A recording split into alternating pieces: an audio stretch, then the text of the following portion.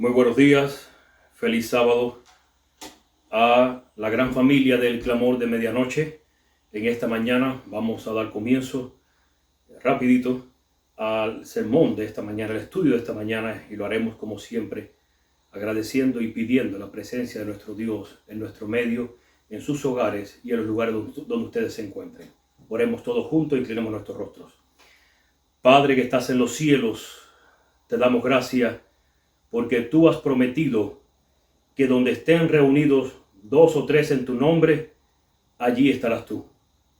Y en este momento, a través de este medio de comunicación, habemos muchos reunidos en este momento, donde pedimos que tu Espíritu pueda obrar en esos corazones, en nuestros corazones, y que todos juntos estemos unánimes y unidos por la verdad, y por la presencia de tu Espíritu en nuestras vidas. Pedimos que nos hables en esta mañana, y te lo pedimos en el nombre de Jesús. Amén. Y bien, hermanos, en esta mañana hemos querido interrumpir la serie de las trompetas, no por un asunto ni más importante ni menos importante. Simplemente queremos hacer un énfasis en algo que tiene que ver con nuestra fe. En primer lugar, considero que el énfasis debiera ser para aquellos que nos estén escuchando y no conozcan sobre la hermana Elena de White. ¿Por qué tenemos a Elena de White? ¿Por qué usamos los escritos de Elena de White?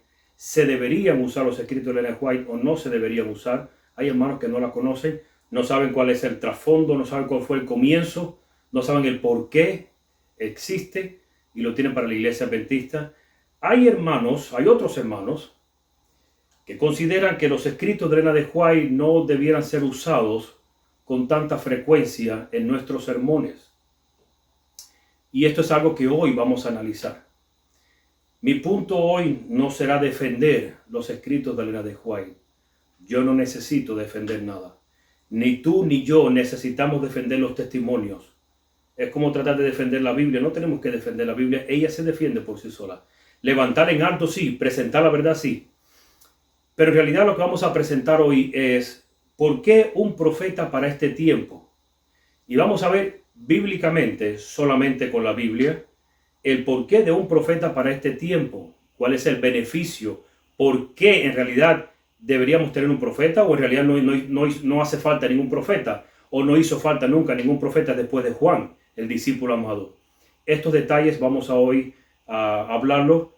Este tema lo he tenido en otros grupos. Hoy lo estoy teniendo con ustedes, pero de una forma más amplia y al mismo tiempo más sencillo. ¿Por qué? Considero que el Evangelio es algo sencillo, no es complicado. Segundo, considero que cuando Cristo hablaba, hasta los niños podían entender. Hoy trataremos de presentar este estudio sencillo, porque deseamos que aún hasta los más pequeños que estén escuchando, desde el más pequeño hasta el más adulto, pueda entender cabalmente y enfáticamente en qué se basa nuestro estudio y qué importancia tiene para nosotros hoy en día. Y de aquí emanan muchas cosas. Así que comenzamos en esta mañana. ¿Por qué un profeta para este tiempo? Según el libro de Amós, el capítulo 3, versículo 7, es un texto que todos conocemos.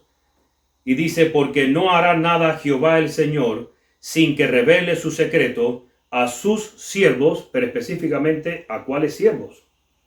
Y termina diciendo a sus siervos, los profetas.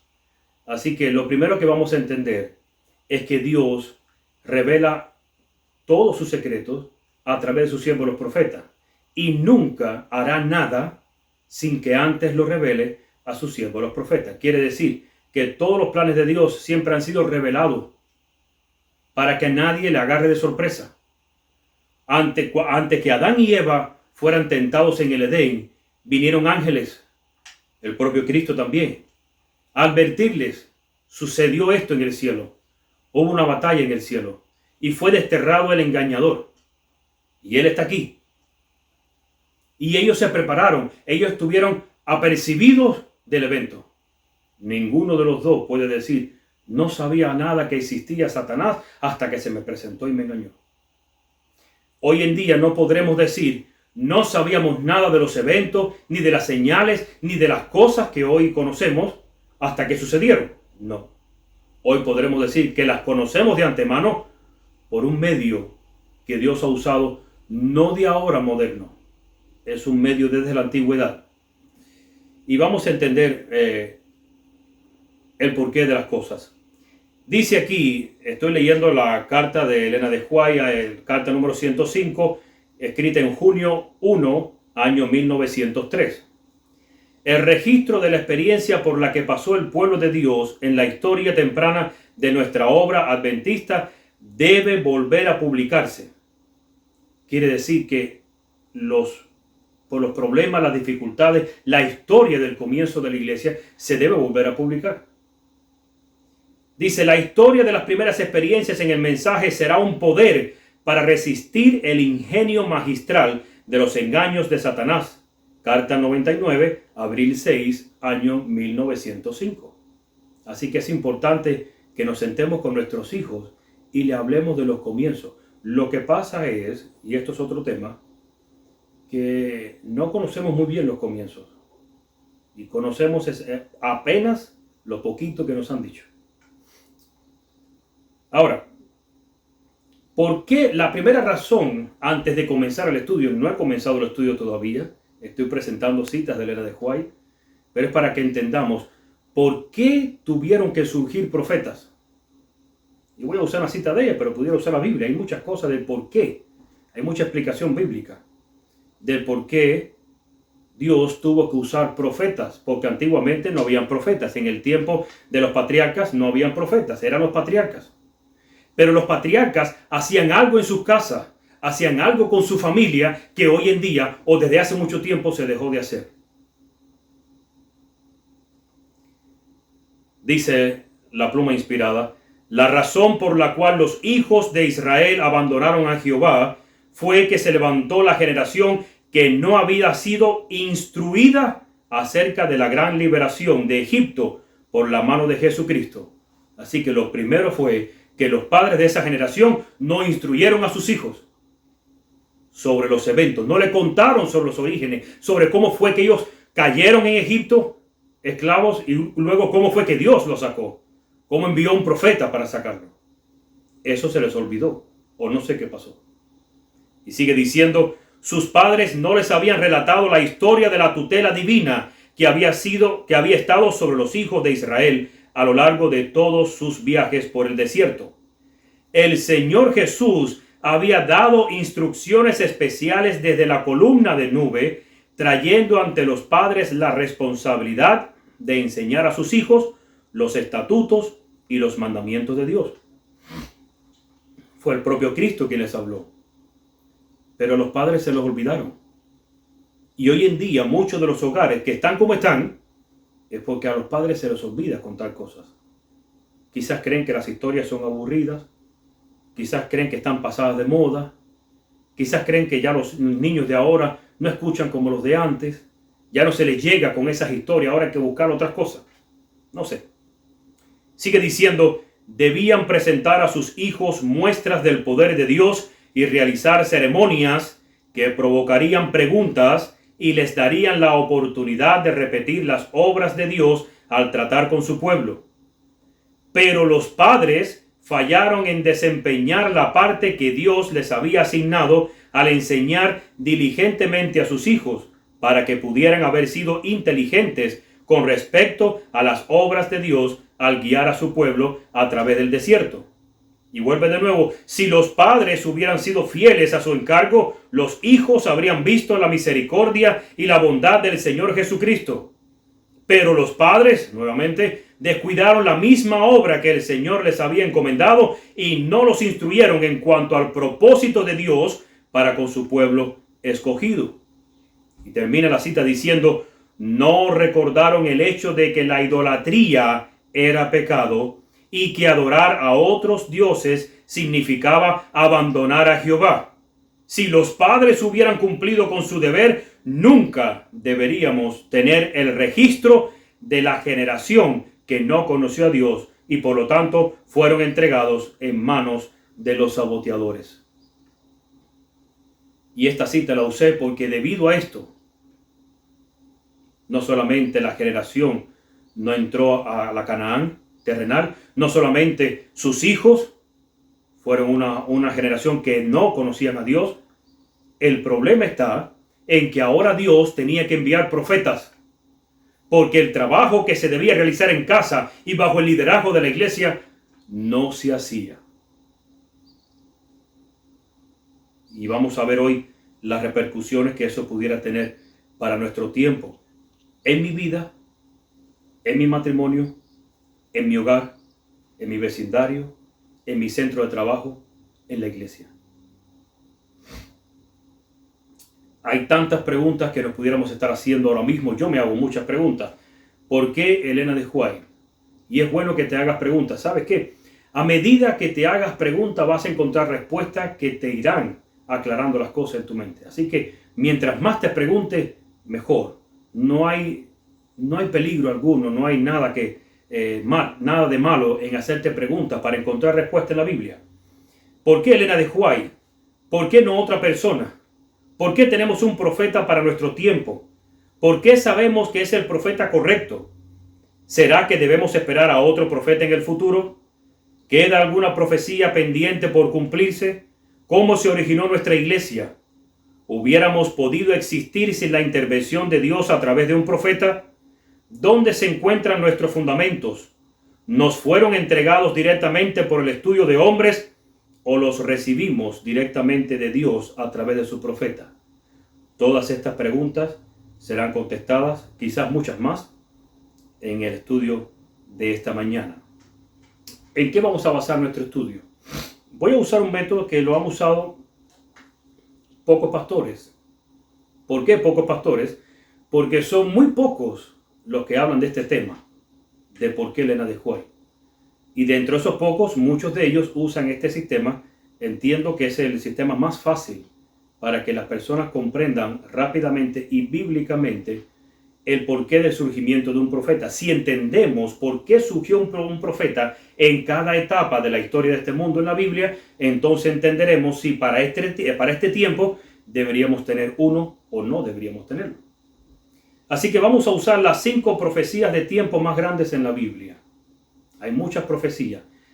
En cada profecía de la Biblia, Dios levanta un profeta. Pero hoy vamos a estudiar solamente las 5 más grandes y veremos de qué forma se desarrollan. ¿Cuáles son esas? El diluvio, el éxodo, el cautiverio, la venida del Mesías, purificación del santuario.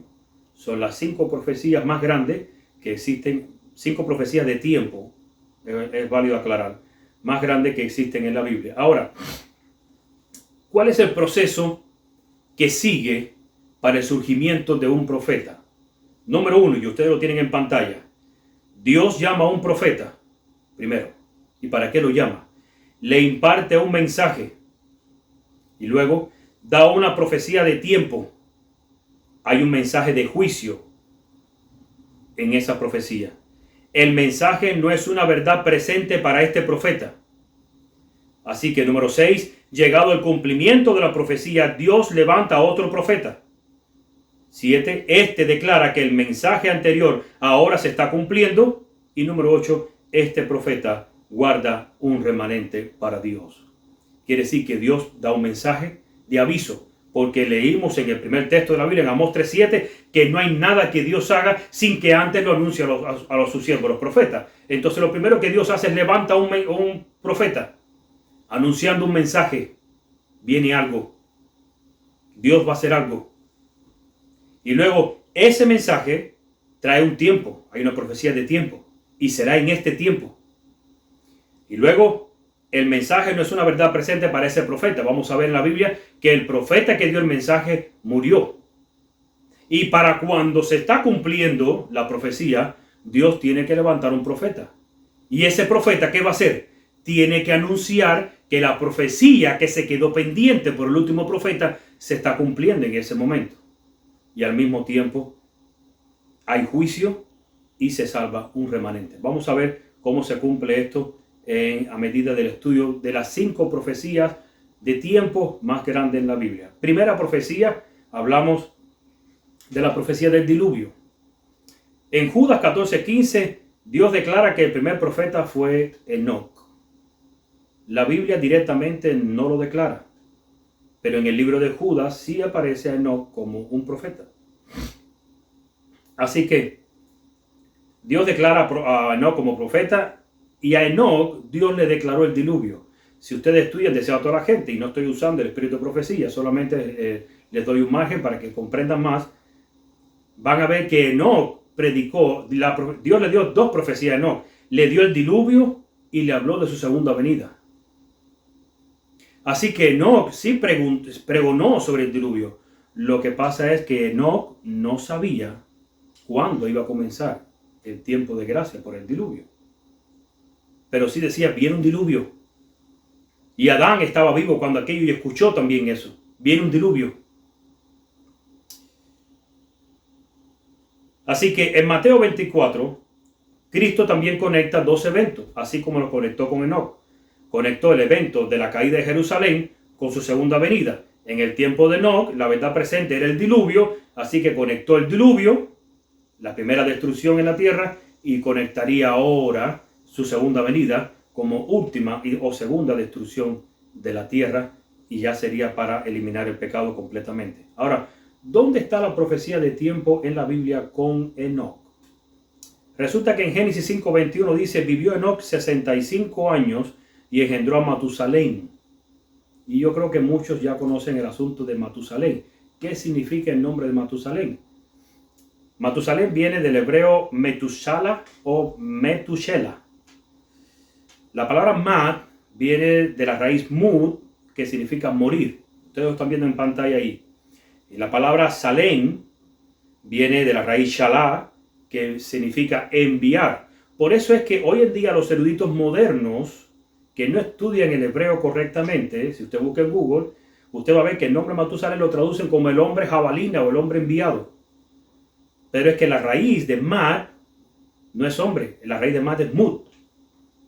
Y ahora Mud es morir. Entonces, ¿qué significa el nombre de Matusalén? Enoc sabía esto, no sabía cuándo se iba a cumplir, pero Dios le dijo, cuando muera tu hijo, este será enviado. Y por eso fue que Enoc, cuando nació Matusalén, su primer hijo, le puso por nombre Matusalén, porque significa, cuando muera este, será enviado el diluvio. Y entre Enoc y Matusalén predicaron el diluvio. La tradición judía dice que Matusalén, el libro de Jacer, es un libro que lo menciona la Biblia, es un libro histórico. Otro día podemos hablar sobre el asunto de Jacer y otros libros más, o sea, otros escritos más de la Biblia que no forman parte del canon bíblico. Ellos registran que Matusalén vivió hasta 10 días antes que el diluvio se llevara a cabo. Nosotros obviamente pues no usamos ninguna cita de ningún libro que no esté dentro del canon bíblico, y es bueno hacer eso. No estoy diciendo que desechemos lo que conocemos de otros libros, pero tenemos que regirnos por el canon bíblico solamente. Así que podemos averiguar si en el canon bíblico hay alguna forma que me diga que Matusalén murió, y cuando él murió, en ese mismo tiempo llegó el diluvio. Vamos a ver. En Génesis 5, 25 y 28 dice, y vivió Matusalén 187 años y engendró a Lamec. Si agarramos 187 años de Matusalén, que fue cuando engendró a Lamec, entonces tenemos que sumarle, ¿qué número? Sigue diciendo el 28, vivió Lamec 182 años y engendró un hijo y llamó su nombre Noé. Génesis 7:11, en el año 600, donde muere Noé, Matusalén, sale Noé. La profecía no era para Enoc. Dios levanta a otro profeta. Ahora Dios levanta a Noé. Y en 2 de Pedro 2:5 dice, este declara que se estaba cumpliendo la profecía, Dios envía un juicio a la humanidad y Noé salva un remanente. Es importante que entendamos este aspecto. Ahora, segunda profecía de tiempo. Vamos a ver si se cumple o no el mismo principio en la segunda profecía de tiempo. En la segunda profecía de tiempo, el profeta usado es Abraham. Y en la Biblia encontramos que en Génesis capítulo 20, versículo 7, Dios mismo declara a Abraham su profeta. Dice el versículo 7, ahora pues, hablando de Dios a Amalek, devuelve la mujer a su marido porque es profeta y orará por ti y vivirás. Y si no la devolvieres, sabe que de cierto morirás tú y todos los tuyos. Dios le estaba declarando que la mujer que tenía en su casa, su marido era profeta y éste iba a orar por él. Ahora, Dios levanta a Abraham como profeta y le da un mensaje. ¿Y cuál es el mensaje que Dios le da a Abraham? Génesis 15, 13 y 14. Entonces Jehová dijo a Abraham, ten por cierto que tu descendencia morará en tierra ajena y será esclava allí y será oprimida 400 años. Mas también a la nación a la cual servirán juzgaré yo, y después de esto saldrán con gran riqueza. Así que esta profecía de tiempo, Dios se la dio a Abraham, hablándole de lo que iba a pasar con el pueblo de él, con su descendencia. Y ahora en Oseas 12:13, Dios levanta a un profeta. Porque la profecía que Dios le estaba dando a Abraham no era para su tiempo. Estaba declarando que iba a hacer juicio contra la nación que iba a tomar el cautivo al pueblo de Dios, de Israel, a los descendientes de Abraham, igual como lo hizo con Noé, que Dios iba a levantar juicio a la humanidad. Dios estaba anunciando un juicio también, pero la profecía no era para Abraham. Por eso Dios le dice, pero no es para ti, tú vas a morir con buena vejez.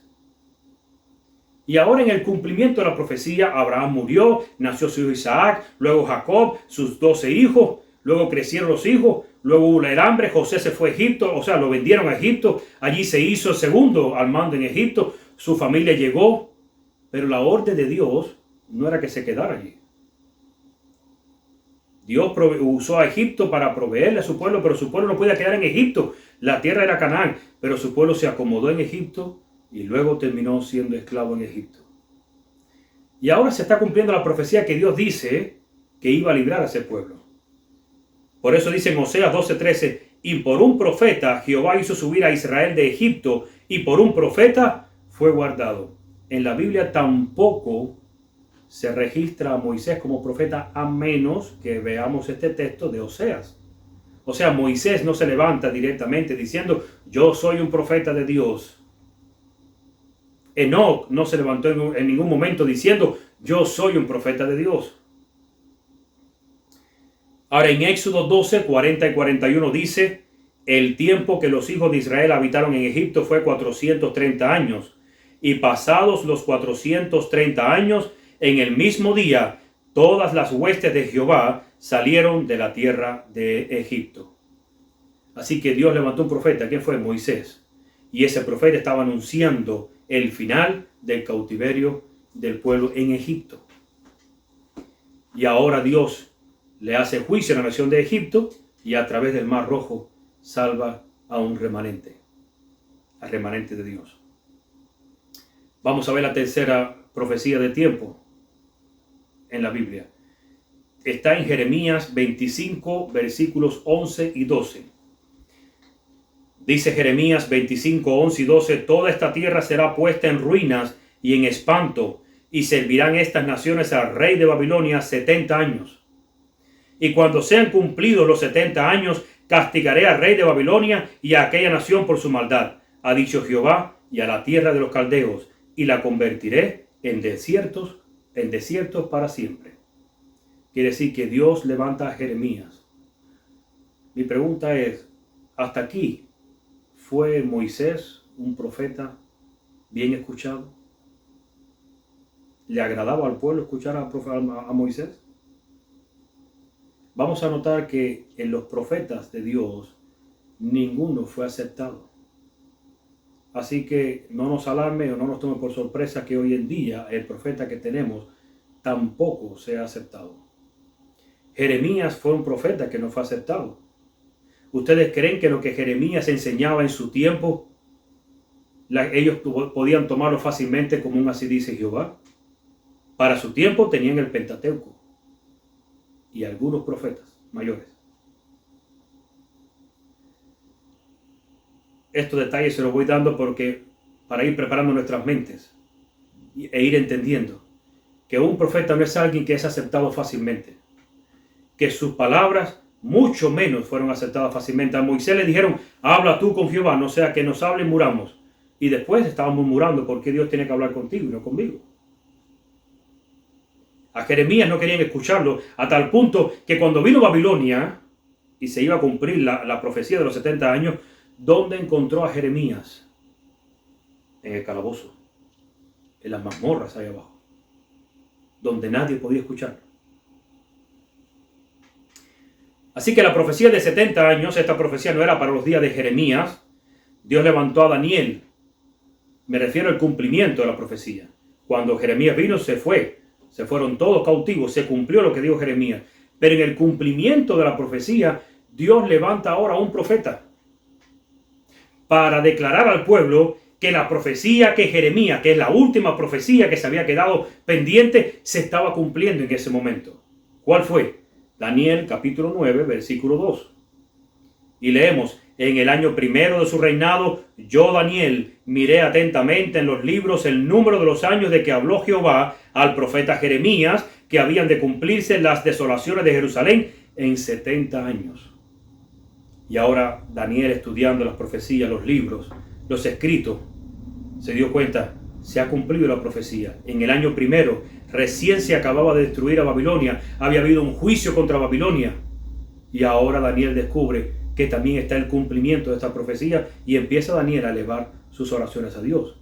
Le empieza a anunciar al pueblo, se ha cumplido la profecía de los 70 años que Jeremías había predicho, o que Dios había predicho a través de Jeremías, es lo correcto decir.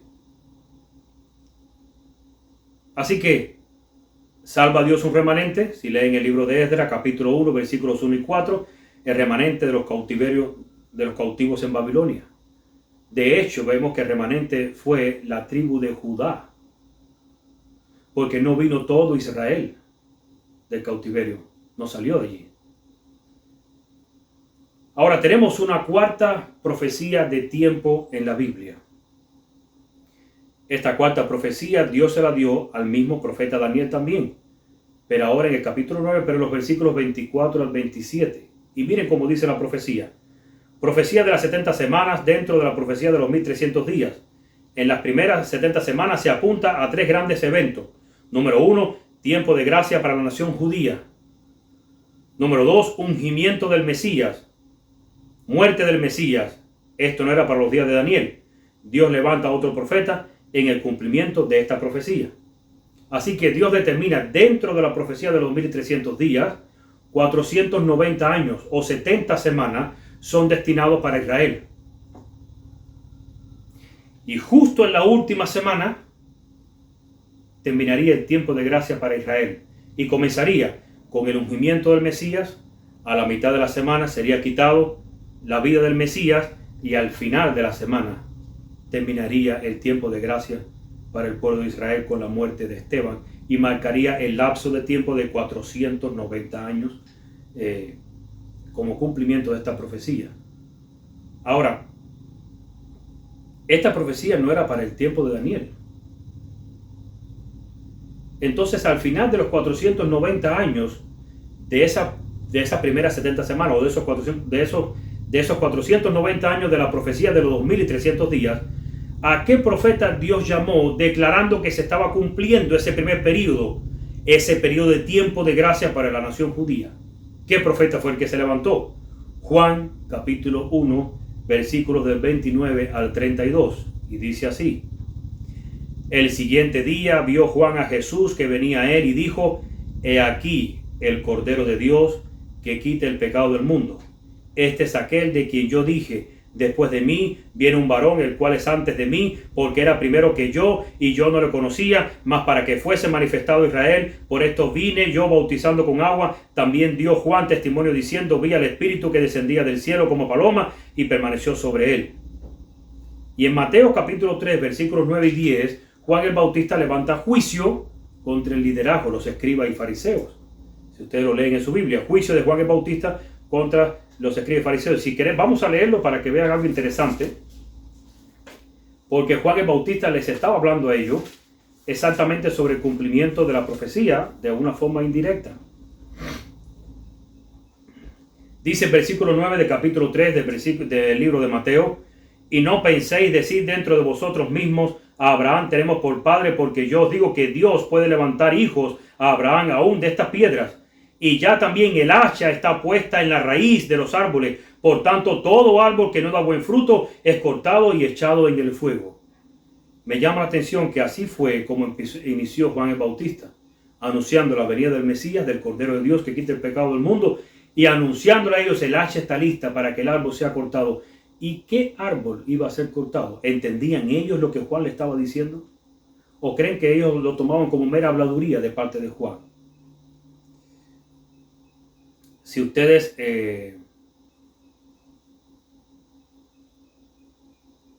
buscan en Lucas capítulo 13, versículos del 6 al 9, está la parábola de la higuera sin fruto. Sucede que cuando Juan el Bautista les dice a los escribas y fariseos: ya también el hacha está puesta en la raíz del árbol, fueron 6 meses antes que Cristo naciera. Que Cristo iniciara su ministerio. 6 meses antes que Cristo iniciara su ministerio. Ya Juan el Bautista le estaba anunciando a ellos: el hacha está lista para que el árbol sea cortado. ¿Y cuál es el árbol? Es la higuera. La higuera representa a la nación judía, me refiero al liderazgo judío. Por eso a Natanael lo encuentran bajo una higuera, porque ellos decían que era un árbol que de él emanaba sabiduría y representaba a ellos.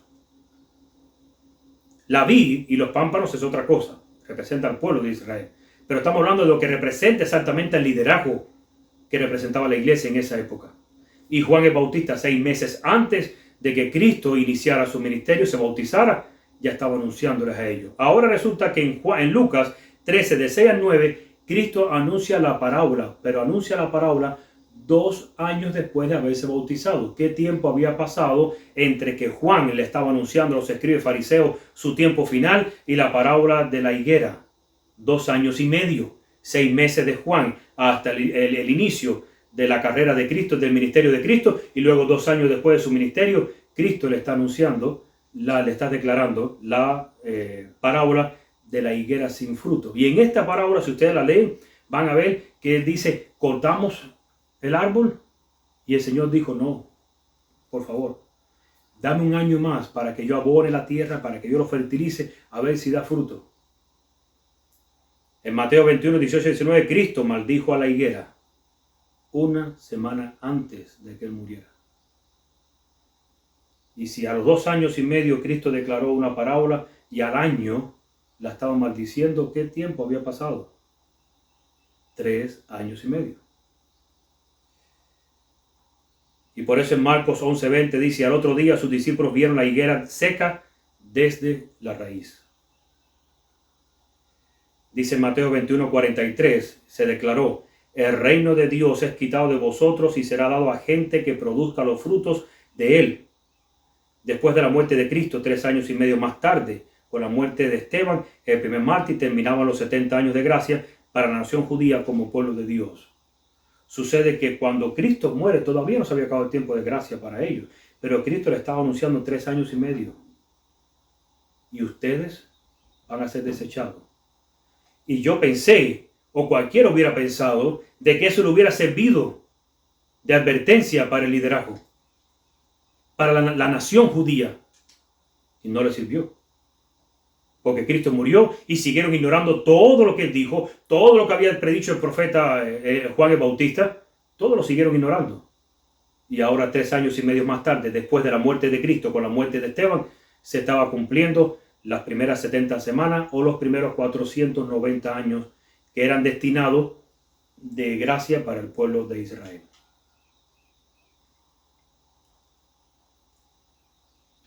Quinta profecía de tiempo. Y última. ¿Será la última? Vamos a ver. Daniel 8:14. El resto de la profecía de los 1300 días. Dice: esta profecía no era para el tiempo de Daniel. Termina esta profecía en 1844. Resulta que la profecía de los 1300 días terminaba en 1844. Daniel murió mucho tiempo antes. Y la pregunta es, ¿qué profeta levantó Dios en el cumplimiento de esta profecía? ¿Y por qué la pregunta? Porque si queda una profecía y después de 2300 días el santuario será purificado, ese es el final de la profecía, pues Juan murió mucho tiempo antes. Le anunció el período papal desde 538 hasta 1798, todo eso fue anunciado. Y todo eso, Juan murió, ocurrió, y resulta que llega un momento donde se está cumpliendo la profecía y Dios tiene que levantar un profeta. Porque esa última profecía se quedó vigente para este tiempo. Y no vas a ver en la Biblia ninguna profecía que se haya declarado que en el cumplimiento Dios no haya levantado un profeta. Fíjense que las profecías menores siempre se dice o el evangelista o el apóstol, y para que se cumpla, dicho lo que dijo el profeta, y para que se cumpla lo que Dios declaró, y para que se cumpla, siempre se ha dejado claro en qué momento se ha cumplido.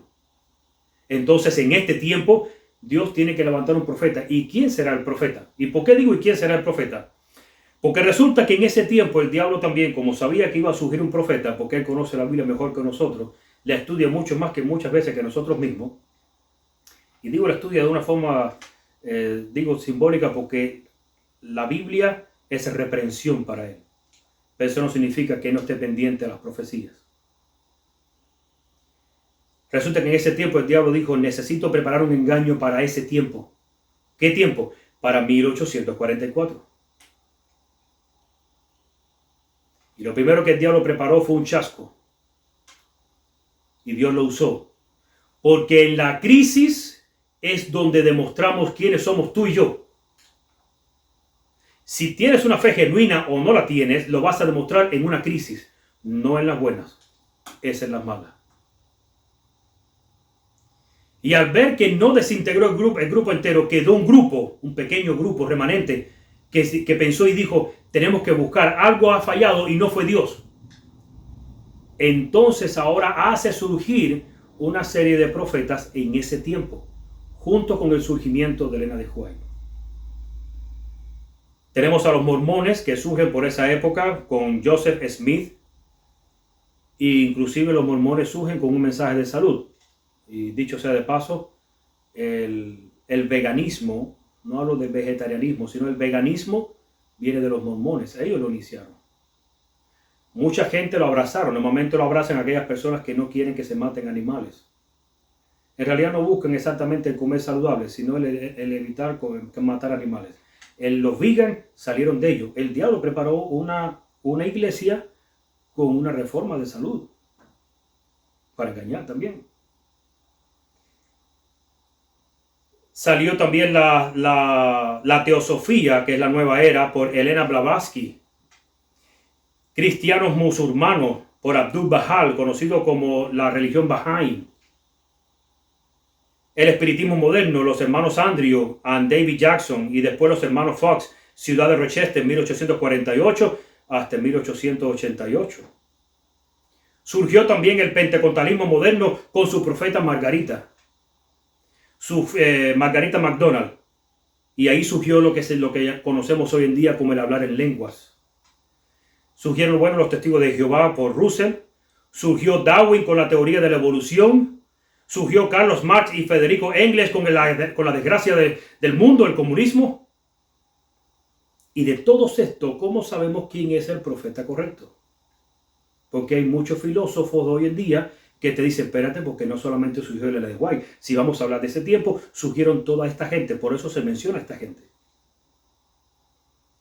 ¿Y cómo le demuestras a una persona que el profeta es de Dios?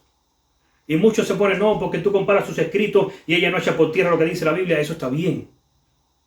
Pero no es la base, no es el fundamento principal. No es el principio por el cual Dios levanta un profeta. Por supuesto que si el profeta es verdadero, no va a hablar en contra de la Biblia. Ni se va a adjudicar más atención hacia él que la que corresponde a la Biblia.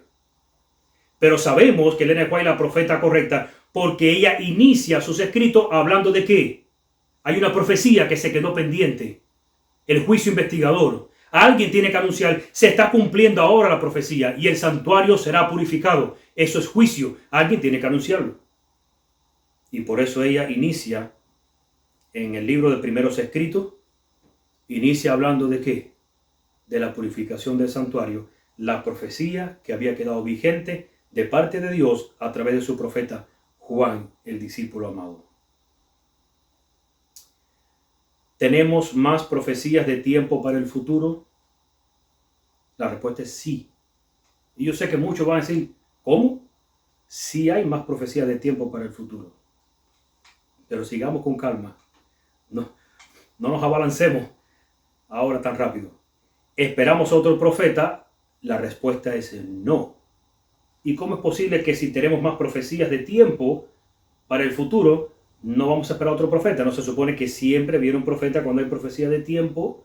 Esto fue lo que estudiamos nosotros en el tema de entendiendo a Daniel 12 y las trompetas, el por qué las profecías de tiempo de Daniel están puestas para el futuro. Tienen que ver ese link en el canal para que puedan entender más sobre el estudio. Hoy voy a mencionar por arribita. Hay personas que usan la última parte de Apocalipsis 10:6. Apocalipsis 10:6 dice que el tiempo no sería más. Por eso la gente dice, ya no hay más profetas porque no hay más profecía. Y en realidad eso está mal dicho. Y eso lo explicamos en el tema que hablamos sobre Daniel 12. ¿Por qué está mal dicho? Porque si sigues en el mismo capítulo, pero al versículo 11, ahora se le anuncia a Juan, abre, coge el librito, agárralo, cómetelo y verás que te va a endulzar en la boca, pero en el vientre te va a amargar, hablando del chasco. Pero en el versículo 11 termina diciendo en Apocalipsis 10, es necesario que profetices otra vez ante muchos pueblos y naciones. Y la pregunta es, ¿profetizar qué? Si supuestamente no hay más profecía. Pero algo tenía que profetizar Juan. Y en este caso los pioneros adventistas tenían que profetizar algo después de este chasco. Entonces vamos a hacer la pregunta de nuevo. ¿Hay más profecía de tiempo? Sí. Entonces ¿esperamos un profeta? No. ¿Y por qué no si hay profecía de tiempo? Porque no tenemos más profecía de tiempo determinado. Profecía de tiempo determinado fue lo que explicamos. Es cuando se inicia, sabemos el inicio de la profecía y sabemos el final de la profecía. Se sabía el inicio de la profecía de las 70 semanas de Jeremías. Él dijo, sí, será cuando vengan los babilonios. ¿Se sabía el tiempo de inicio de las profecías de los 1300 días? Sí, Dios le reveló a Daniel y fue con el llamado de Artajerjes en el 457.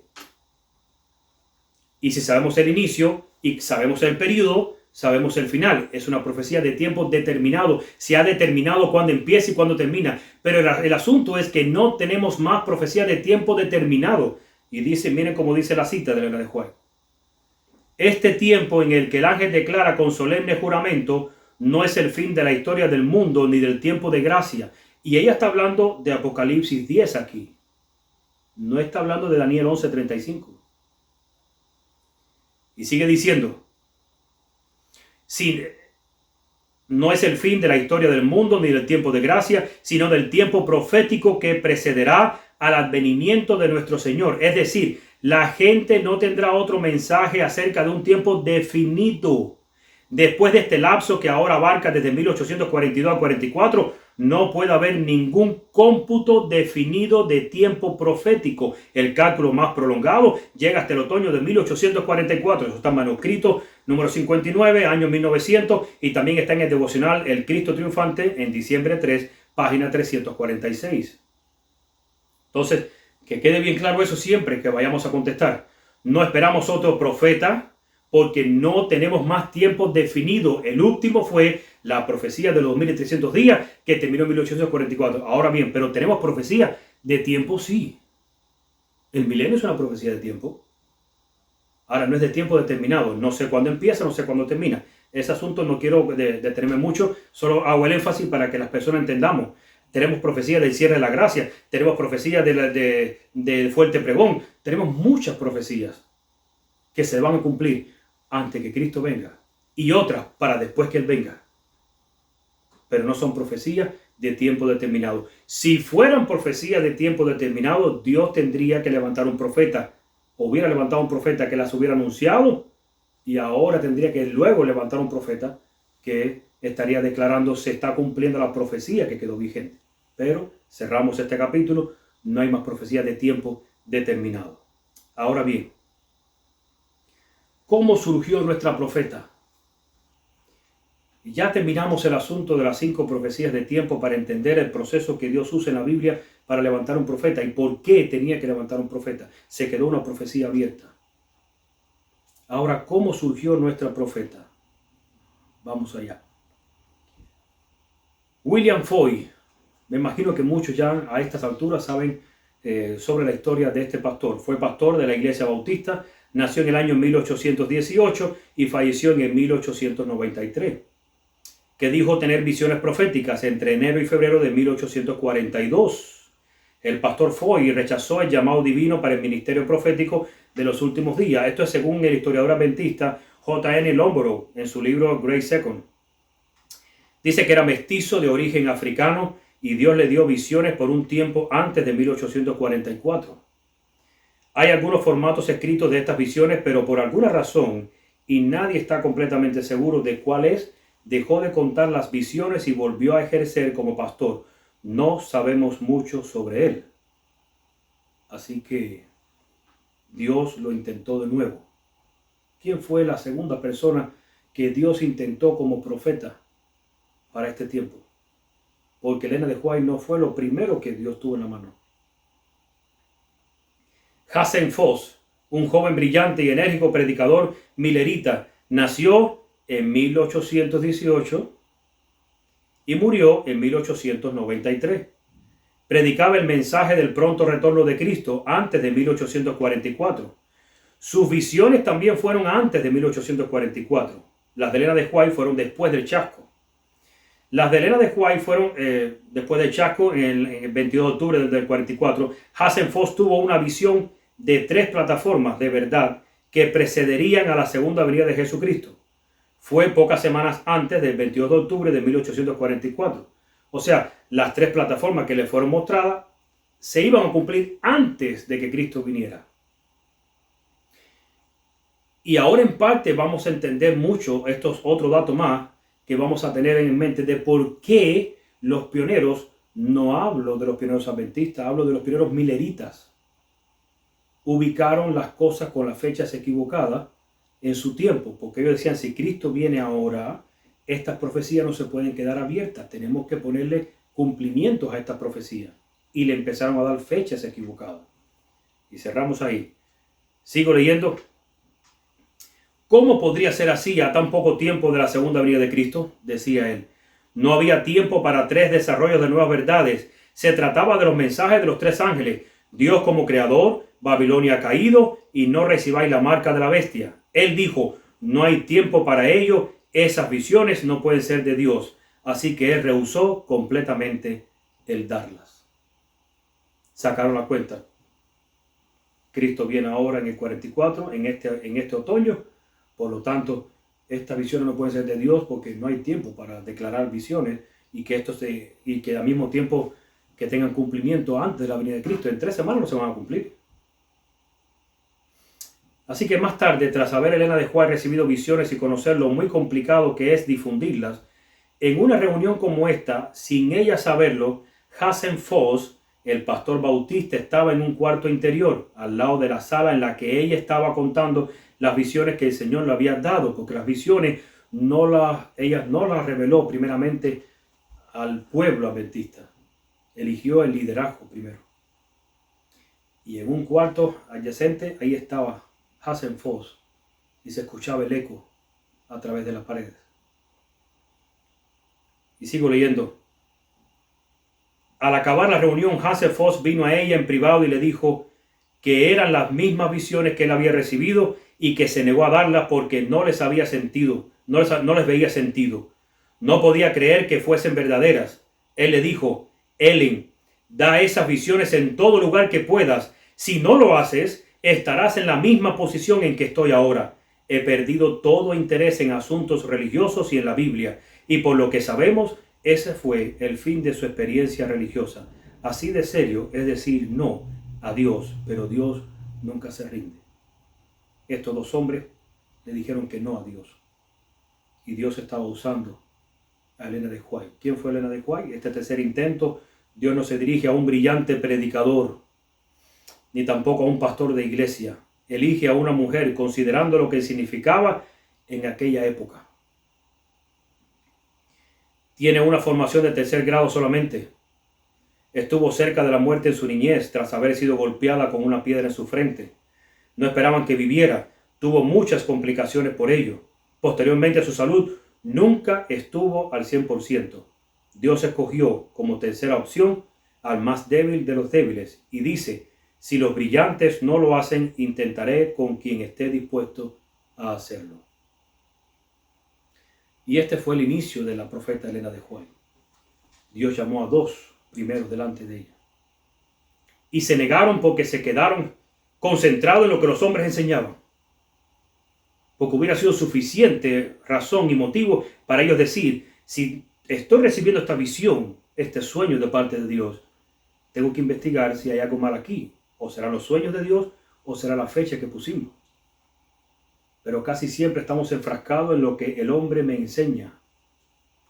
Y no nos enfrascamos en lo que nos enseñan las Escrituras.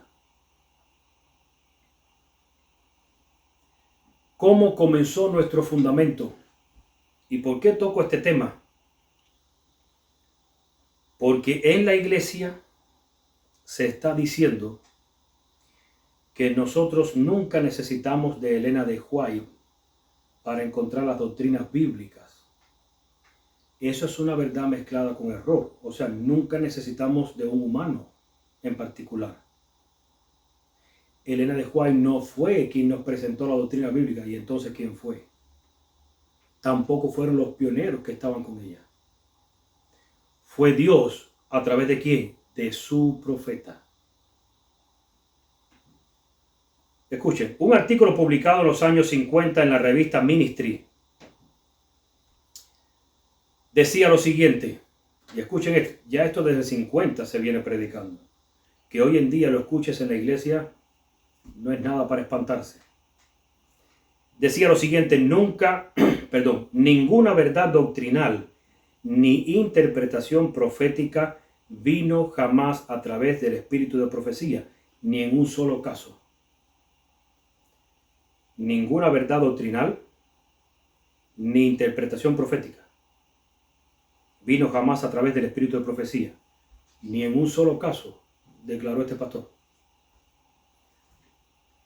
El pastor M.L. Andreasen, un renombrado y pastor adventista en aquella época, muy propenso a dar su opinión sin preocuparse por las consecuencias, dijo lo siguiente en contestación a quien escribió este artículo. Este pastor Andreasen, busquen en YouTube la vida de Andreasen para saber quién fue él. Contestó: soy suficientemente benévolo para creer que el hermano que escribió en Ministry no tenía mejor información, pero si ese es el caso, su ignorancia es profunda, dijo este pastor. Más bien, lo que es verdad es que de nuestras doctrinas, incluyendo las de la misión y sacerdocio de Cristo, nos vinieron como luz directa del cielo a través de las visiones. Y luego él cita: el Espíritu del Señor venía sobre mí. Está citando lo que Elena White declaraba. Y era arrebatada en visión y se me daba una clara explicación de los pasajes que habíamos estado estudiando, con instrucciones en cuanto a la forma en que se debía interpretar dicho pasaje. Todos los que creen que el Señor ha hablado por medio de la hermana White y le ha dado mensaje estarán seguros de los muchos engaños que vendrán en estos días finales. Manuscrito volumen 8, página 320 y 321. ¿Cómo enseñan hoy en día que comenzó los fundamentos de nuestra fe? Dice que se reunieron los pioneros, que obviamente eran de diferentes iglesias, y cada uno empezaron a tomar lo mejor de su iglesia. Y eso es la falsedad más grande del mundo. Porque ellos, al igual que los miembros de su iglesia, no veían otras doctrinas que las que le habían enseñado. La doctrina del sábado tuvo que Dios revelarla a través de otra persona. Y todas las doctrinas bíblicas, Dios tuvo que decir: mira aquí. Y cuando se le fue presentado el sábado, ellos dijeron: ¿el sábado no era de los judíos? y el santuario no era del tiempo de Israel, y tuvieron que empezar a entender porque Dios se lo estableció, no porque ellos empezaron a sacar de sus doctrinas lo mejor. Eso es falso.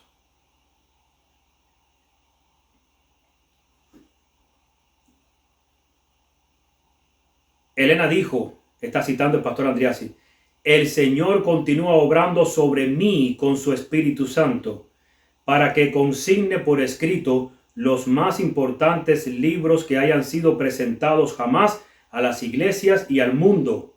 Y cuando Él vea conveniente dejarme descansar, sus mensajes tendrán una mayor fuerza vital que cuando vivía el frágil instrumento mediante el cual fueron traídos. Manuscript Release, volumen 8, página 428. Y ahí le ponemos el website donde puedes encontrar más información sobre Elena de White. Ahora, miren cómo ella se inició, cómo ella lo narra. Durante 2 o 3 años mi mente continuó cerrada a la comprensión de las Escrituras. En el curso de nuestras tareas, mi esposo y yo visitamos al padre Andrews, que estaba sufriendo intensamente de reumatismo inflamatorio. Oramos por él.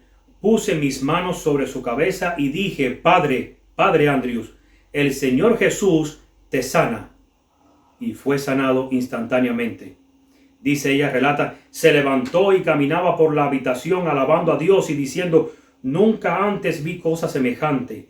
Ángeles de Dios están en esta habitación. La gloria del Señor fue revelada. La luz parecía brillar por toda la casa. Y termina ella diciendo, y la mano de un ángel reposó sobre mi cabeza. Desde ese momento hasta ahora he podido entender la palabra de Dios. Patriarcas y Profetas, página 241. Desde ese momento, ¿qué quedó en su cabeza? La mano de un ángel. Ojo con eso, porque ahora al final, más adelante, vamos a ver cómo es que Dios inspiraba a sus siervos. Sigue diciendo, en aquel tiempo, después de 1844, se nos presentaba un error tras otro. No se presentaba una verdad tras otra. Se presentaba un error tras otro. Ministros y doctores traían nuevas doctrinas. Solíamos escudriñar las Escrituras con mucha oración y el Espíritu Santo revelaba la verdad a nuestra mente. A veces dedicamos noches enteras a escudriñar las Escrituras y a solicitar fervorosamente la dirección de Dios. Se reunían con este propósito grupos de hombres y mujeres piadosos. El poder de Dios bajaba sobre mí y yo recibía capacidad para poder definir claramente lo que era verdad y lo que era error. Quien definiera a Dios, no el hombre, buscando doctrinas humanas y diciendo, mira, esta doctrina, esto es lo correcto de esta iglesia, los bautistas hay que bautizar por inmersión, lo correcto es bautizo por inmersión. No fue así, y así es como lo están enseñando.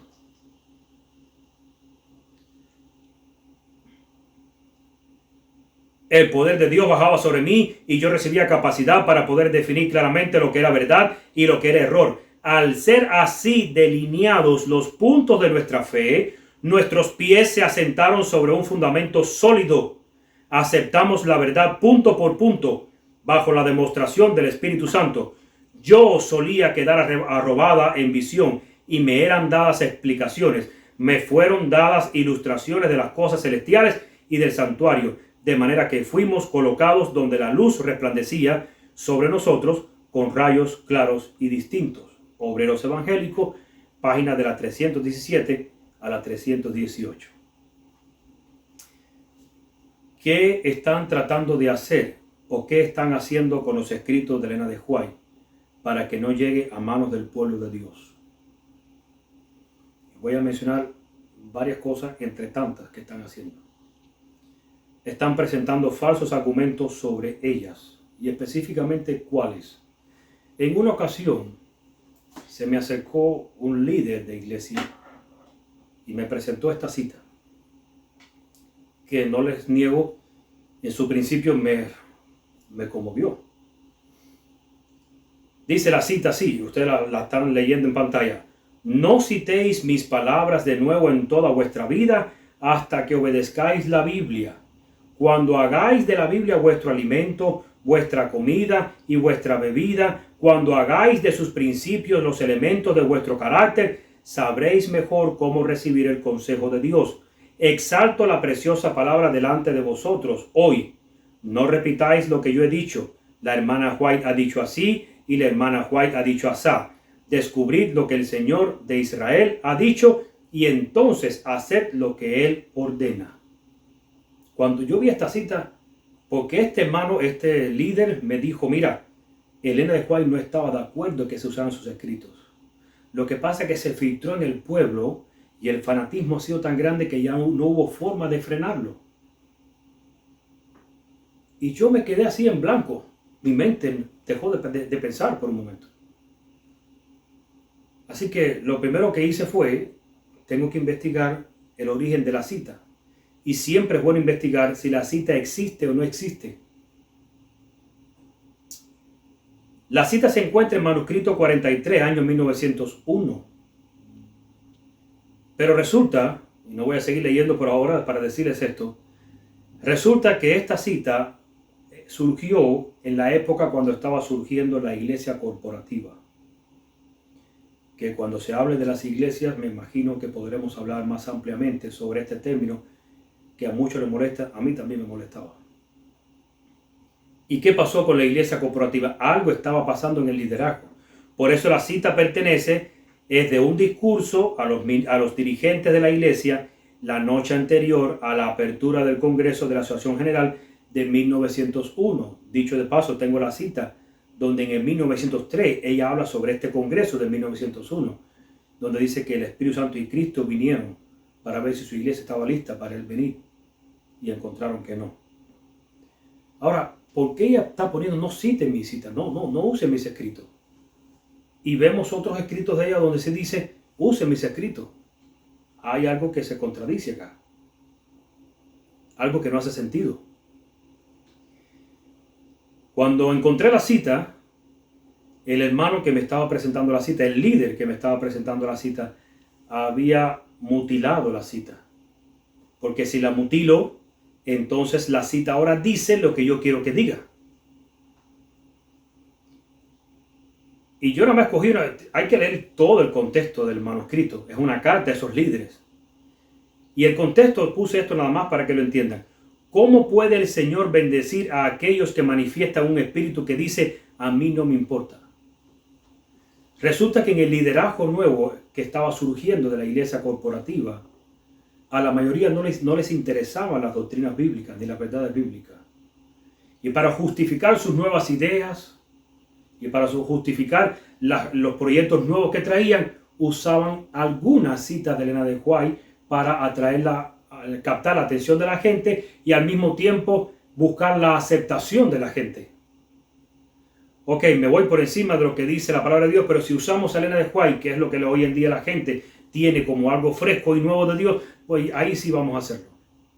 Y por eso ella dice, ¿cómo puede el Señor bendecir a aquellos que manifiestan un espíritu que dice, a mí no me importa?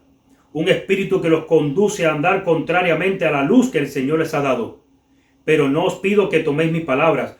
Poned a la hermana White a un lado. Y sigue diciendo, no citéis mis palabras de nuevo en toda vuestra vida hasta que obedezcáis la Biblia. Ella lo que les estaba diciendo a ellos en particular, ustedes, que no les importa lo que dicen las escrituras, lo que Dios demanda aquí, no usen mis escritos. Pero están agarrando escritos de Elena de White y los mutilan para que entonces el escrito diga lo que quieren decir. Están poniendo en boca de ella algo que ella no ha declarado. Y fíjense como dice Mensaje Selecto, tomo 1, página 241 y 42. Dice ella, ¿qué influencia es la que induciría a los hombres en esta etapa de nuestra historia? Estamos hablando de 1901 al 1905. En la etapa de nuestra historia para proceder en una forma solapada y poderosa para derribar el fundamento de nuestra fe. El fundamento que fue colocado en el principio de nuestra obra mediante estudio de la palabra, acompañado de oración y mediante revelación. Sobre este fundamento hemos estado construyendo durante los últimos 50 años. ¿Os sorprende que cuando veo el comienzo de una obra que desplazaría algunas de las columnas de nuestra fe, tenga yo algo que decir? debo obedecer la orden, y la orden que Dios le decía a ella es: hazle frente. Debo dar los mensajes de amonestación que Dios me da y luego dejar con el Señor los resultados. Debo presentar ahora el asunto con todo lo que implica, pues el pueblo de Dios no debe ser despojado. La visión del barco que ella vio, que apareció el iceberg, y dijo el capitán hacerle frente, era por la nueva iglesia que estaba surgiendo, el nuevo la nueva iglesia corporativa que surgía y estaba absorbiendo todo lo de la primera iglesia que surgió en el 63, donde ella declaró que echarían por tierra el sábado y al Dios creador del sábado, donde ella está declarando que echarían por tierra los fundamentos de la fe de 50 años atrás, con nuevas filosofías, con nuevos sofismas, con nuevos planes, con nueva visión para el futuro. Y la orden de ella era no quedarse callada. Entonces estaría ella diciendo: no usen mis escritos. Siguiente cita, carta 117, año 1910. He escrito mucho en el diario que he llevado en todos mis viajes y que debe ser presentado ante el pueblo en lo que sea esencial, aunque no haya escrito una sola línea más. Quiero que aparezca lo que se considere de valor, porque el Señor me ha dado mucha luz que deseo que la gente tenga, pues hay instrucciones que el Señor me ha dado para su pueblo. Es luz que ellos deben poseer, línea sobre línea, precepto sobre precepto, aquí un poquito y ahí otro poquito. Esto ha de ser presentado ahora delante del pueblo, porque ha sido dado para corregir errores sutiles y para especificar lo que es la verdad. El Señor ha revelado muchas cosas que señalan la verdad, diciendo lo siguiente: este es el camino, andad por él. Entonces los escritos de Elena de White nos fueron dados para que fueran revelados, para que fueran compartidos, para que fueran usados, para que fueran estudiados y para que fueran aceptados en nuestras vidas. Están mutilando los escritos del espíritu de profecía. Un ejemplo vívido que pueden tener más reciente es este, lo tienen en pantalla. ¿Saben la famosa frase, la iglesia del aire? La iglesia sin paredes. Esa frase de la iglesia sin paredes es una cita de Elena de White que ha sido, entre otras muchas, eliminada de los apps de Elena de White, de los escritos de Google y de los libros modernos recién impresos que contienen los escritos de Elena de White. En los libros modernos, si buscas en Google, en el buscador de Google, si buscas en el app de Elena de White, no vas a encontrar la iglesia en el último tiempo. Esta cita dice así: existirá un momento en que la iglesia institucional no existirá. Únicamente quedará una iglesia sin paredes, ligada entre sí por el amor a Cristo. Los edificios que representan nuestras instituciones y los templos serán cerrados. Sin embargo, ¿dónde estarán los santos en ese momento?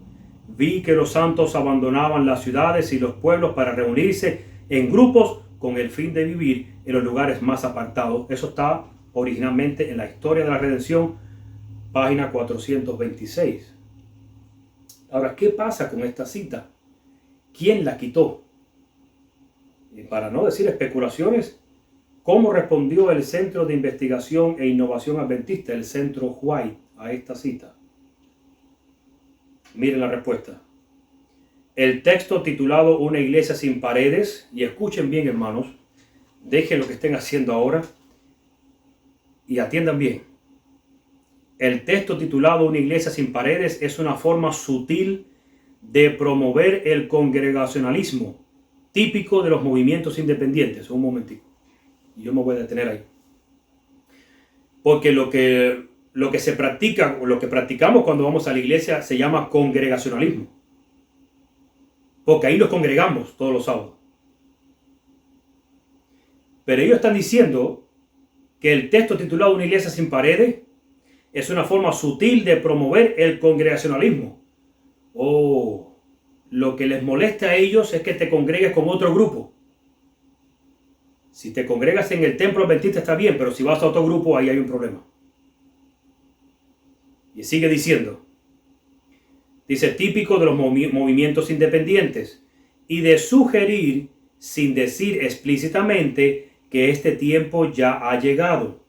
Sin embargo, la cita del libro La historia de la redención fue originalmente publicada en Primeros Escritos, página 282, donde aparece bajo el subtítulo El tiempo de angustia, en Patriarcas y Profetas, página de la 282 a la 284, y después de la terminación del tercer mensaje en Patriarcas y Profetas, de la página 279 a la 282. Lo siento, pero no creemos, dicen ellos, que la predicación de los tres mensajes angélicos ya esté concluida, ni que ya estemos en el tiempo de angustia. Por lo tanto, el texto referido es descontextualizado. ¿Y qué significa eso? Que como ellos creen que no ha llegado ese tiempo, sacan el texto porque está descontextualizado, y lo sacaron completamente. Quienes tienen libros antiguos pudieran encontrarlo, los modernos no. Ahora, vamos a analizar el texto para que ustedes entiendan algo. Nosotros creemos, o mejor dicho, nos han enseñado que cuando Elena White vio las lucecitas en los diferentes lugares, nos han enseñado que es que los templos estarían cerrados y que allí estaría la gente en persecución. Dice la cita, existirá un momento, vuelvo a leer la cita de la iglesia sin paredes, existirá un momento en que la iglesia institucional no existirá. Y uno dirá, bueno, si irá a desaparecer, ya sabemos que no va a desaparecer, sabemos que se está camuflajeando. Pero sigue diciendo, únicamente quedará una iglesia sin paredes, ligada entre sí por el amor a Cristo. Eso es lo que va a unir a esa iglesia. Los edificios que representan nuestras instituciones y los templos serán cerrados. Y usted dirá, pero no están siendo cerrados. Están siendo cerrados para aquellos que predican la verdad presente. Están siendo expulsados de una forma directa e indirectamente. Y sigue diciendo, sin embargo, ¿dónde estarán los santos en ese momento? Vi que los santos abandonaban las ciudades y los pueblos para reunirse en grupo con el fin de vivir en lugares más apartados. No se trata de persecución. La gente no vive en persecución en el campo, la gente huye en el campo. Y lo que ella está hablando es que la gente en un tiempo tendrá que irse de donde está y reunirse en zonas de campo, en zonas rurales, y reunirse con un grupo de personas. Y allí fue donde ella vio que la iglesia comenzó a brillar, porque algo pasó en los edificios institucionales. Pero como ellos dicen que esto está provocando el congregacionalismo, que la gente se salga del templo y se vaya para esos grupos, hay que eliminarlo. Y como ellos dicen que todavía no ha llegado el tiempo de irse, de huir a las montañas, y ahí no está hablando de huir a las montañas, ahí está hablando de abandonar las ciudades. Huir es una cosa, abandonar es otra.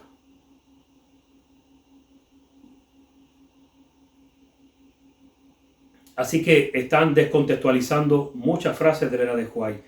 Hemos visto muchos libros en inglés que cuando los compartes, cuando verificamos con español muchos del conflicto de los siglos y más, hemos visto páginas, párrafos que han sido borrados y otros que al traducirlo al español se pierde completamente la idea. Ni remotamente dice lo que originalmente estaba diciendo.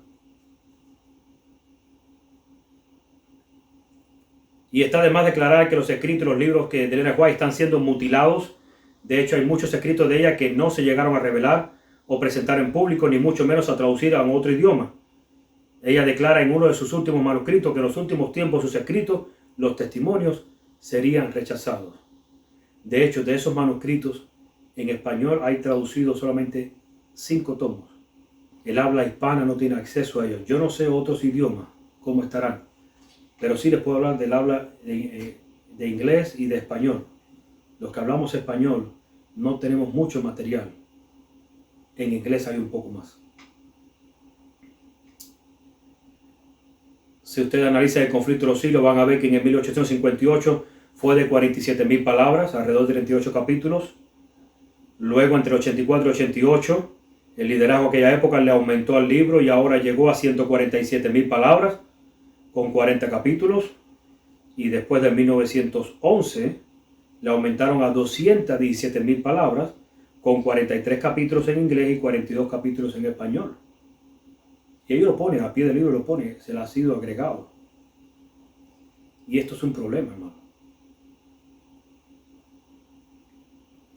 En la actualidad son 9 tomos de testimonio para la iglesia que tenemos, cuando en realidad se hablan de 45 tomos. Y solamente hay traducido al español 9.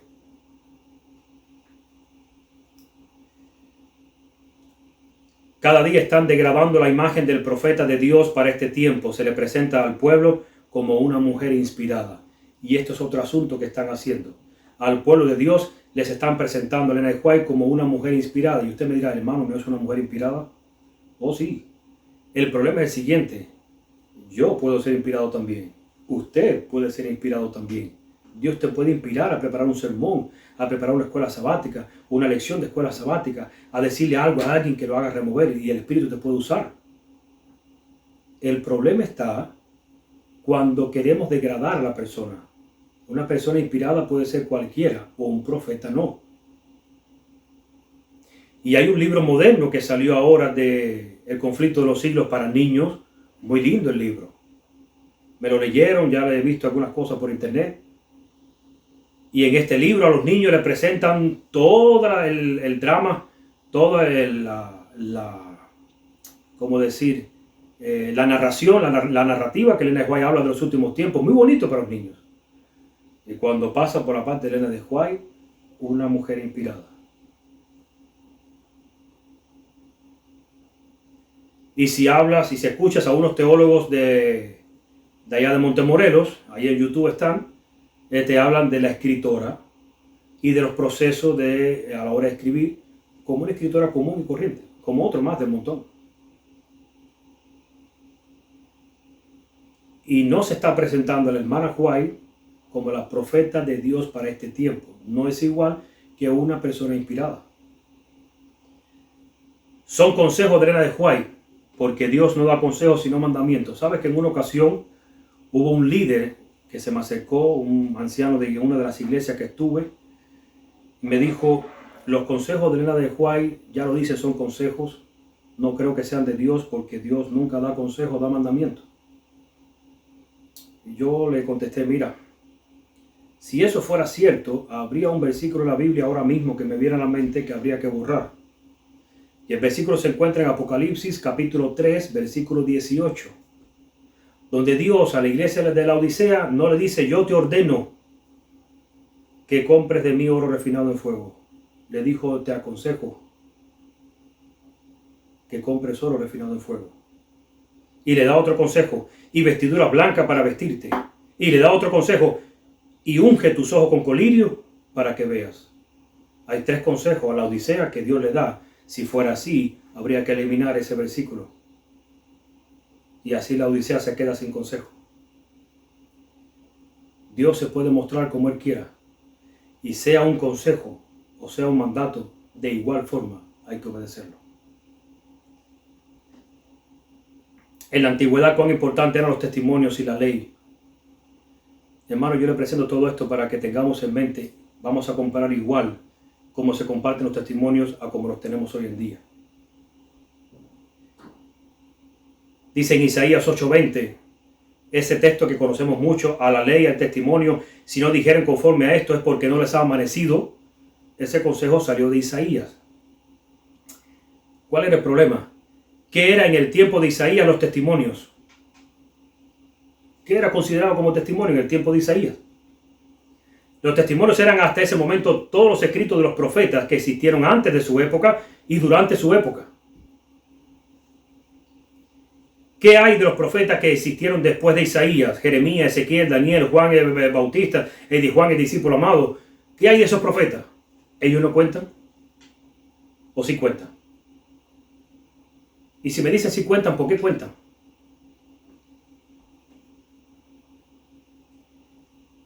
Cuentan porque está dentro del canon bíblico. Cuentan porque fueron inspirados por Dios. Y aunque mencioné el canon bíblico el primero, fueron inspirados por Dios y fue palabra de Dios también.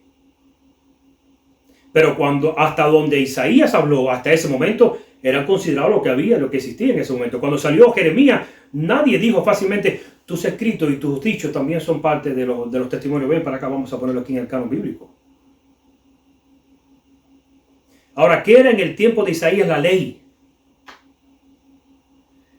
Te voy a sugerir que no era solamente los 10 mandamientos. Deuteronomio capítulo 31, versículos del 24 al 26. Y mira cómo dice Moisés. Y cuando acabó Moisés de escribir las palabras de esta ley en un libro hasta concluirse, y el libro que está hablando es la Torá, dio órdenes Moisés a los levitas que llevaban el arca del pacto de Jehová, diciendo: tomad este libro de la ley y ponedlo al lado del arca del pacto de Jehová vuestro Dios, y esté allí por testigo contra ti. La pregunta entonces, en el santuario celestial, en el lugar santísimo que está el arca de propiciación, que adentro del arca están los 10 mandamientos, está la vara de Aarón y está el maná. Afuera, recostado a él, ¿qué hay? La Torá. Y cuando Isaías dijo a la ley y al testimonio, estaba hablando que no hable conforme al Pentateuco, a la Torá que presentó Moisés, Dios a través de Moisés, y no hablen conforme a los profetas que han surgido, no les ha amanecido.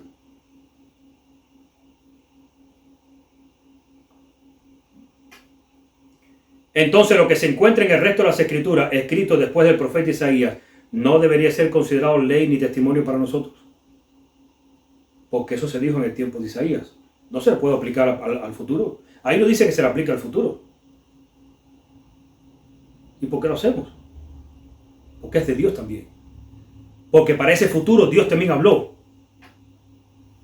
No existen mandamientos de Dios en los escritos del apóstol Pablo, o del apóstol Pedro, o del apóstol Juan, o de Santiago.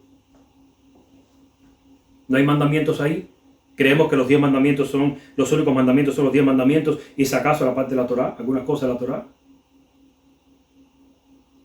Deberíamos considerar que en las palabras de Cristo, presentadas y narradas mayormente por los evangelios y en el libro de Apocalipsis, escritos y presentados obviamente mucho después de Isaías, ¿no existen en ellos ni mandamientos ni testimonio para nosotros hoy en día? ¿Podemos decir eso? ¿Y cómo hoy en día sí existen para nosotros mandamientos? En ninguna manera, hermanos. Apocalipsis 22 del 16 al 20. Y escuchen cómo dice Apocalipsis 22 del 16 al 20. Yo, Jesús, he enviado mi ángel para daros testimonios. ¿Qué fue lo que reposó sobre la cabeza de Juan? ¿La mano de quién? De su ángel. Yo, Jesús, he enviado mi ángel para daros testimonios de estas cosas en las iglesias. Yo soy la raíz y el linaje de David, la estrella resplandeciente de la mañana, y el espíritu y la esposa dicen ven, y el que oye diga ven, y el que tiene sed venga, y el que quiera tome del agua de la vida gratuitamente. Yo testifico a todo aquel que oye las palabras de la profecía de este libro. ¿De qué libro estaba hablando? Porque no está hablando de los 66 libros de la Biblia. Está hablando de Apocalipsis nada más. Y dice aquí, si alguno añadiera a estas cosas, Dios traerá sobre él las plagas que están escritas en este libro. Y sigue diciendo el 19, y si alguno quitare de las palabras del libro de esta profecía, Dios quitará su parte del libro de la vida y de la santa ciudad y de las cosas que están escritas en este libro. La pregunta mía es, ¿no se le aplica igual ese texto al resto de las escrituras? ¿O se le aplica nada más a Apocalipsis porque Jesús lo mencionó para Apocalipsis? Y si los testimonios de los profetas que fueron después de Isaías, se le aplica también el versículo de Isaías cuando dice a la ley y al testimonio, si esos profetas que existieron, que dieron testimonio de Jesús después de Isaías, si no se suman igual, ¿no se puede sumar igual Elena de Juan? ¿Dios no la inspiró a ella? ¿Sí inspiró a los demás? Mateo 5, 18 y 19, porque de cierto os digo que hasta que pasen el cielo y la tierra, ni una jota ni una tilde pasará de la ley hasta que todo se haya cumplido. Y me llama la atención, de manera que cualquiera que quebrante uno de estos mandamientos muy pequeños, un momentico, ¿cuáles son los mandamientos muy pequeños? Porque en los 10 mandamientos no hay mandamientos pequeños ni grandes, todos son iguales. ¿Qué sería un mandamiento para ti y para mí un mandamiento pequeño? Un ejemplo le pongo. Primera de Pedro 3:7. Aquí hay un mandamiento de Dios. Por eso les digo, solamente están los mandamientos de Dios encerrados en el Pentateuco. ¿O hay mandamientos de Dios en el resto de su palabra? ¿Solo hay mandamientos de Dios encerrados en el decálogo de los 10 mandamientos? ¿O hay mandamientos de Dios en el resto de su palabra? Primera de Pedro 3:7, aquí hay un mandamiento. Vosotros, maridos, igualmente vivid con ella sabiamente, dando honor a la mujer como a vaso más frágil y como a coherederas de la gracia de la vida, para que vuestras oraciones no tengan estorbo. Hay un mandamiento ahí. A tu mujer cuídala como a vaso frágil, como a coherederas del reino del cielo, para que tus oraciones no tengan estorbo. Porque de lo contrario, lo que está diciendo, tus oraciones no serán escuchadas. De nada te servirá arrepentirte, de nada te servirá orar, de nada te servirá clamar. Es un mandamiento. Y lo que Cristo está diciendo en Mateo, quien enseñó de estos mandamientos pequeños, dice en el texto de Mateo, uno de estos mandamientos muy pequeños, así enseña a los hombres, muy pequeño será llamado en el reino de los cielos. Mas cualquiera que los haga y los enseñe, este será llamado grande en el reino de los cielos. Y si hay mandamientos de Dios en el resto de su palabra, ¿no habrá mandamientos de Dios en el espíritu de profecía? Lo que pasa es, ese no me conviene. ¿Cuánto valor tienen los testimonios hoy en día? Para que los testimonios sean importantes, te pregunto a ti, querido hermano y querida hermana, ¿qué es lo que se necesita? Porque hasta donde yo sé, solo se necesita que procedan de inspiración divina. Hay muchos que piensan y dicen que por citar tanto los escritos de Elena de White, estamos idolatrando a la hermana White. Y hay hermanos que les molesta esto. Pero si de verdad estuviéramos idolatrando a un ser humano, en este caso Elena de White, quiero decirte, hermanos, que no solamente Elena de White. Si esto fuera cierto, entonces estamos idolatrando a muchos seres humanos más, por ejemplo, al apóstol Pablo, al apóstol Pedro, a Moisés, a Elías, a Daniel, a Juan el discípulo amado, a Jeremías, a Juan el Bautista y a todo el resto de instrumentos humanos por los cuales o a través de los cuales Dios reveló sus palabras y sus testimonios. Porque muchas veces decimos, como dijo Pablo, como dijo Timoteo, como dijo Pedro, como dijo Juan, el discípulo amado, como declaró Juan el Bautista. Entonces estamos idolatrando a esa gente. Si buscas en toda la Biblia encontrarás que el fracaso del pueblo siempre empezó cada vez que rechazaron a la voz de Dios a través de los profetas. Eso es un principio que se cumple en la Biblia, tan claro como que 1 más 1 es igual a 2. Desde el Congreso de 2015, la institución corporativa rechazó los testimonios como autoridad y como la voz de Dios, declarando que solo las declaraciones de Andrews University y su cuerpo de teólogos son tomados como la máxima autoridad teológica y doctrinal para nuestra iglesia.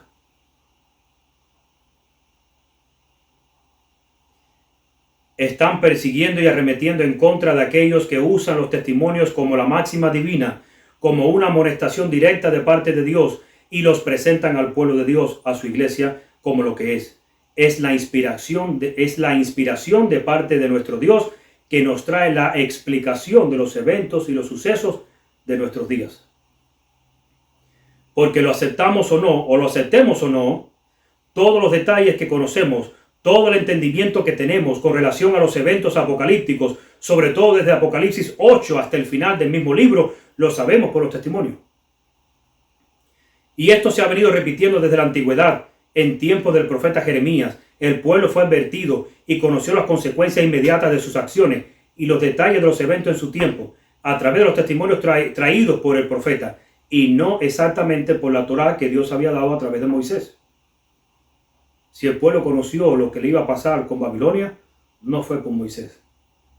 Fue porque Jeremías es el profeta que Dios había levantado, ese que ellos rechazaban, ese que estaba fresquito, recién llegado, que no se sabía cómo era. Ese era el que estaba hablándole al pueblo. Sin embargo, hermanos, no persiguen ni atacan a aquellos que por internet y por todos los medios de comunicación usan los escritos de Elena de White para tratar de presentar errores doctrinales adventistas, para ridiculizar sus escritos y para buscar formas de presentarla como una falsa profeta.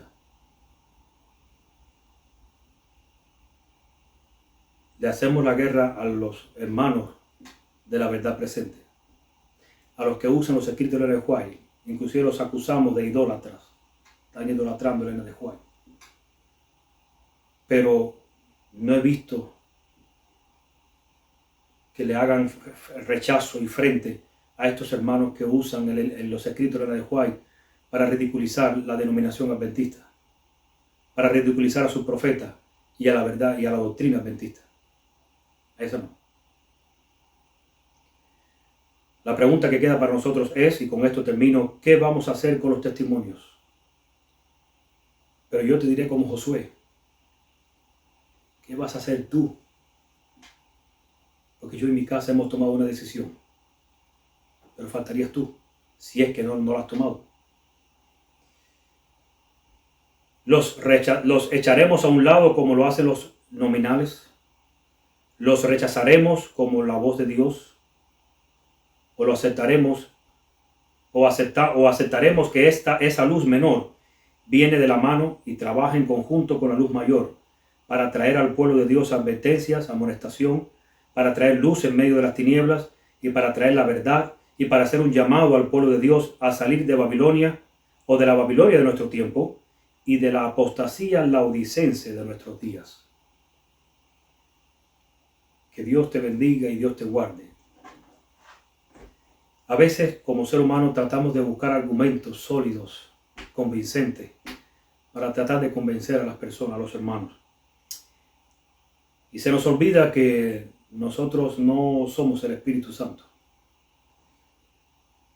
Y hay hermanos que por más que les expliques, si no quieren entender, no van a entender. Si no lo quieren aceptar, no van a aceptar. Pero el Espíritu de Dios tiene mucho más poder en nuestros corazones que un ser humano pudiera hacer. Así que mi afán se lo dejo en las manos de Dios. Desearía que todos aceptáramos por convicción propia las verdades de los testimonios, el origen de los testimonios, el porqué de los testimonios y la veracidad de los testimonios para este tiempo. Ojalá el Espíritu sé que el Espíritu está trabajando en ti. Ojalá que tú le permitas trabajar. Ojalá que aceptes lo que Dios pone de tu lado. Para este tiempo es bien peligroso rechazar los testimonios. Y si te das cuenta y buscas un poquito en internet, mejor dicho, asistes un poquito a las iglesias, están echando por tierra los testimonios y ya hay muchos pastores que también están hallando defecto a este libro.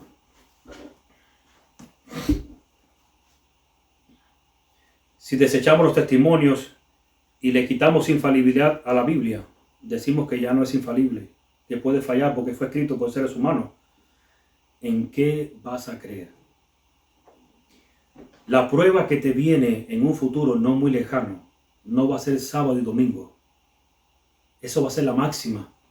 Ahí se va a definir todo el mundo. Quien elige el sábado se estará definiendo, porque ya se definió. Quien elige el domingo. La prueba principal, el engaño principal, la angustia principal que vas a padecer, no será exactamente si serás perdonado, si no serás perdonado. No. El enemigo te va a hacer dudar de lo mismo que hoy confías. Y si no aprendemos a confiar ciegamente en lo que Dios ha puesto en su palabra y en sus testimonios, te garantizo que no vas a sobrevivir. Vas a caer como muchos. Y vas a formar parte de esa gran multitud, no de redimidos, sino de perdidos. Porque es un peligro inminente el confiar en los hombres, en sus enseñanzas. Confiemos en Dios, aceptemos su palabra, aceptemos su testimonio, porque es luz para nosotros. Los testimonios son la explicación. La inspiración es la explicación para nuestro tiempo. Que Dios te bendiga, Dios te guarde y que Dios nos ayude a asimilar esta verdad, a ponerla en práctica. Pueblo, querida familia de El Clamor de Medianoche, muy pronto vienen tiempos difíciles para nosotros. Hay muchas verdades que vamos a ir revelando desde ahora, que ya se están desarrollando, y les digo que muy pronto las cosas no van a estar como ahora. Las cosas van a empeorar y van a empezar a ver todo lo que se ha presentado.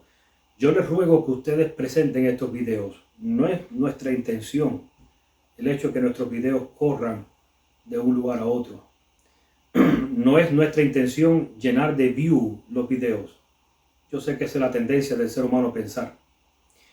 Es nuestra intención que esta verdad sea regada como la semilla en el campo. Porque muy pronto estos videos van a ser borrados de YouTube. Muy pronto el espíritu de profecía que tienes no vas a poder usar libremente. Porque ya le pusieron copyright al nombre de Elena de White y a sus escritos. Y eso no lo hicieron por gusto. Eso va a repercutir que muy pronto la institución va a chequear los movimientos independientes o disidentes, como ellos les llamen. Y te van a decir, usted no puede presentar eso más en su canal, tienes tu primera advertencia. Y el día que me prohíban presentar esos escritos legalmente, no podremos presentar más verdades. Asimilen esto ahora, entiendan esto ahora, estudien esto ahora, porque pronto no tendremos eso. Y por eso dice la Biblia que muchos irían de aquí para allá buscando la verdad y no la encontrarán.